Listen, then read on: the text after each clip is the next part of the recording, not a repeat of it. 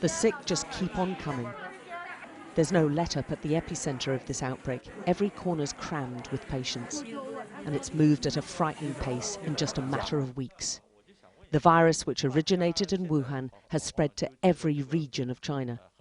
The infections have now utterly eclipsed the number of SARS cases during a year-long outbreak. And it's still spreading across a range of countries.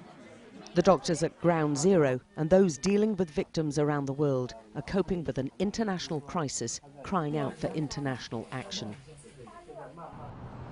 As governments scrambled to get their nationals out of the epicentre, this was a plane carrying Americans from Wuhan. It became apparent different countries had different strategies to deal with those returning home.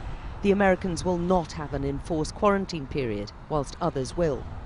A plane organised by the EU set off from Portugal to pick up a range of European nationalities. It's unclear what will happen to those they pick up, but the crew saw the flight as a mercy mission. It's a humanitarian mission, and we are proud to bring the people back. It could be any of our families, you know, stranded there, so it's important that these European people come back. As that plane left, hundreds of stranded Britons were being told they'll be flown out now on Friday, ending days of confusion and concern. They face a fortnight in quarantine on return. The worldwide alarm meant an Italian cruise ship was kept in dock at a port north of Rome.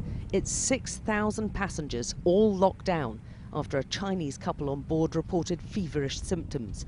They finally tested negative for coronavirus. In Hong Kong, they're on the front line of this health crisis. The medics are urgently trying to contain it. But they have more border crossings with mainland China than anywhere else, and they fear a spike in cases is just around the corner. The Hong Kong medical facilities are already under pressure, and the next 2 weeks are going to be critical because of the virus's 14-day incubation period. An estimated 200 to 300,000 people are due back in Hong Kong from mainland China after the New Year lunar celebrations.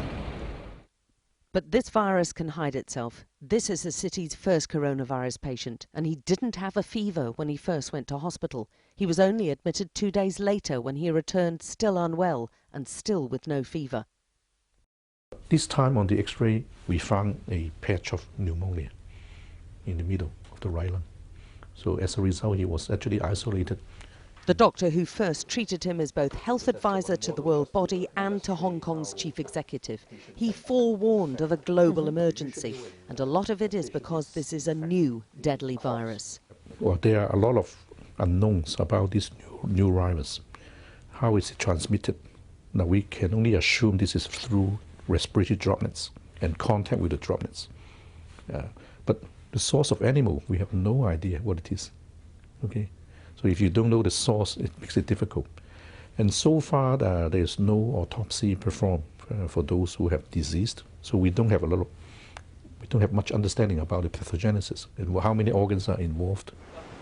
Medical staff the world over are bracing themselves. The next few weeks will be decisive in learning just how far the virus has spread and how severe it is.